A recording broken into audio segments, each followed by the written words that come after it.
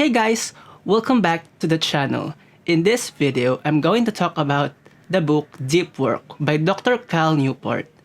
This book is very great if you want to increase productivity without increasing the time needed to do the task. In short, it will focus on the quality of your work instead of the quantity. So without further ado, let's begin. Distractions are more frequent than ever. It spread like wildfire, especially in our time. Even with the advent of powerful note-taking apps, online courses, easy to-do lists, cloud drives, search engines, and more tools to make life easier, we still feel more unproductive than ever. When asked, people always think that they are not using their time wisely, as they compare themselves to other people who are more productive than them. But why? Why is this the case? This is an era where we can find relevant information with a few press of a button. Why do we feel stuck? Really stuck? Is there something wrong? It seems productivity is becoming farther away from us. It also seems like this book, Deep Work by Cal Newport, has the answer. Rest is important. Don't get me wrong with this. I value rest more than most people think. Just as I've read the book Why We Sleep by Dr. Matthew Walker, he has explained that sleep is very vital and a valuable ally in our productivity. It also makes us faster in thinking. More on that in another video. But my point here is I wonder, why do we, despite all the help from technology, feel so overwhelmed, tired, and at the same time, very unproductive? Don't get me started with people saying that they work 80 hours per week. While most glorify people with those kind of work ethic, I don't. This study from Stanford Computer Science reveals that people who work more than 60 hours a week tend to be more unproductive than people working 40 hours per week. So the question should not be, how do I increase my time in work? The real question is how to be more productive while maintaining the right amount of time in work. But why? Why does working more hours don't equal to being more productive? It basically comes to our own capacity to concentrate. Life is basically like a game, with you as a character with energy. The moment you lose that energy, it will not be wise to continue. Rest is very vital, and rest is especially needed by your brain. It needs rest to refill energy and function again. That's why I think, while working for 80 hours a week sounds really great, sounds very exciting, it's better to get some rest and use your energy wisely. But how? How do we use our time wisely? How can we use that limited energy bar effectively? Big idea number 1, shallow versus deep work. So the basic idea of shallow versus deep work is to use that energy you have into deep work. You can separate shallow and deep work by thinking if you can do something mindlessly. For example, mindless, shallow; mindful, deep. Let's see in my case. Reading emails, mindless, shallow. Browsing internet videos for me is mindless, thus shallow. Cleaning my room, mindless, shallow. Writing script, mindful, deep work. Researching for my videos, deep work. Preparing equipments for shoot, mindless. Laundry, mindless. So here is the thing to remember. Use your limited energy on deep work. This will make you use your energy wisely. It will make you create more if you are a creator. You can generate better ideas if you are a leader. It will also reduce your stress levels since concentrating on a task lets us forget what's going on. Really, that's the amazing power of deep work. Now, It is not my intention in telling you to give up on doing shallow work altogether. In fact, that is very, very far away from reality. You need to cook, clean, do dishes, laundry, organize your work. All of those are shallow work. But you can actually do them mindlessly. Yup, you can do that outside your deep work schedule. It's like this. Basically, these mindless tasks don't need much brain power, so you can do them out of your deep work schedule. Very important concept. Now that I've already talked about deep work schedule, let's go to scheduling. Big idea number 2, your deep work schedule. The greatest advantage of a deep work schedule is it turns it into a habit, which is something that reduces time to not want to do it. Let's face it, most of us hate working. I also do. But if we schedule things out and make it something we can't talk out of it, we will be forced to work. The more we do it, the easier it will be in the future. Make it a necessity. This means for me, scheduling 8 a.m. to 12 noon for deep work. No excuses. Well, I do a lot of mindful work on those times.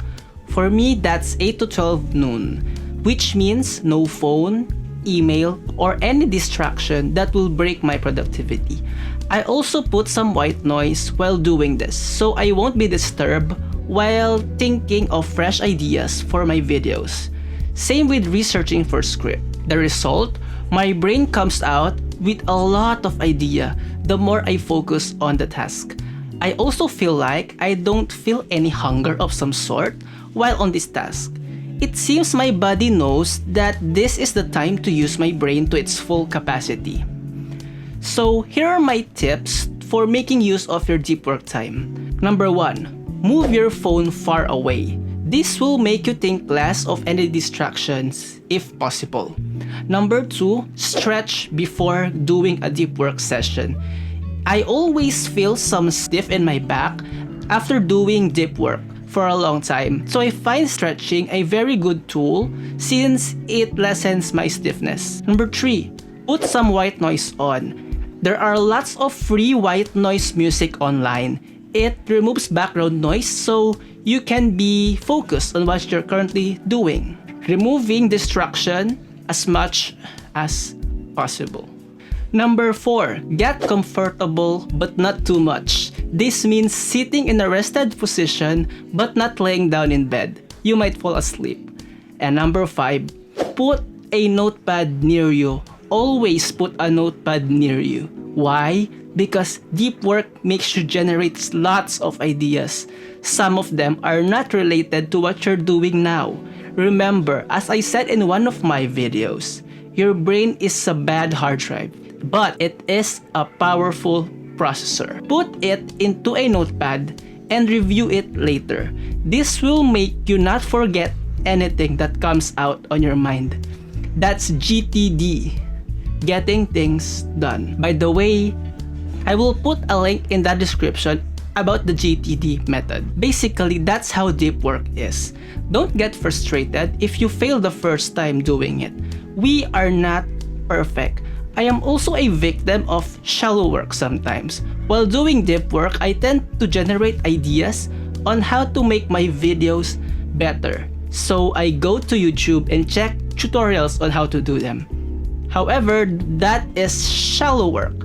And I'm still working on my deep work, but it's just something you need to remember.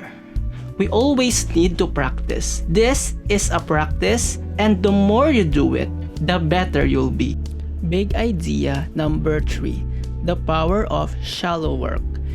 It might seem that shallow work has no use, but that is far, far away from reality. Shallow work is basically doing tasks that don't require much brain power, such as cleaning, filing, and organizing. However, there is a big use for this, a hack if you must say, on how to use shallow work in generating great ideas. Our brain loves to think. In fact, one of the hardest things to do is to quiet down the brain, something that meditators kept on practicing, but still, they can't shut it down for long. Here is the thing.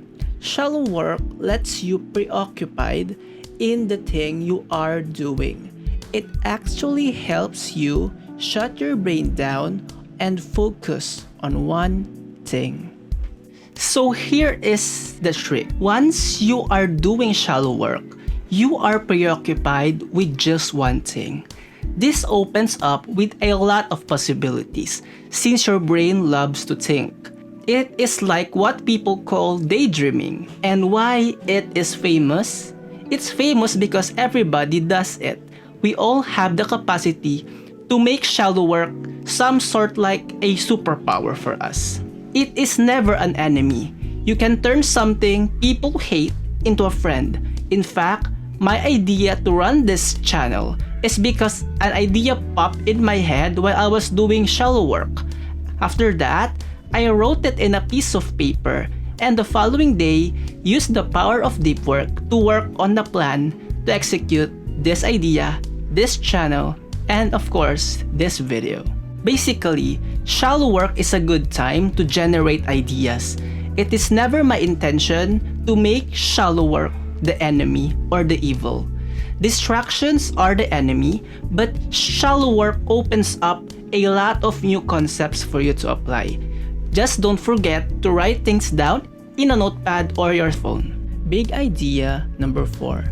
Quit social media. 2 years ago, I tried quitting social media for a week and I wrote a really long article or blog in my website. I also plan to make a video about that article sometimes soon. And the main benefit is that it opened a lot of free time for me. It helped me appreciate my time and how social media really affect us. Most of us don't think much how much social media affects us. With constant useless notifications, we are losing deep work. Since we are losing the concentration needed in doing tasks that require deep work, we tend to make it up by working more hours. And as you can see in the study earlier, it is very counterproductive. What if you try quit social media for a while? Find out and see for yourself how social media affects us. See how those platforms affects us by giving us constant notifications. How we are mindlessly browsing and losing so much time in those platforms. No wonder even with our advanced technology such as easy searching, a portable note-taking app, easy access to everything, we still feel very unproductive. Big idea number 5. Accountability in your own self. In one of my book reviews in Extreme Ownership, I explained how we should be 100% responsible for our own lives. The moment we feel responsible of our own lives, that is the time where we'll have extreme ownership within ourselves. I will put a link in the description box if you would like to know more about it. Same concept in the book. You should be accountable for your own self, especially in scheduling your deep work session. Here is a question for you. No offense. Do you want someday to have something to be proud of? An idea that one day you would want the world to see. A work that seems so hard to do that you've accomplished. A dream you want to accomplish. If you do, then you should know what you need to do. Be accountable in respecting your work. As you can see, technology has been a big leap in our life. Before, we don't have much of this. The internet is a wonderful tool. Our phone is also a very wonderful tool. It can help us a lot in our lives, which means that because it is a tool, it can both be beneficial and harmful to us. Whether it will be beneficial or bad will depend on how we use them. It depends in our responsibility and ourselves. I hope you get my message, and see you in the next video.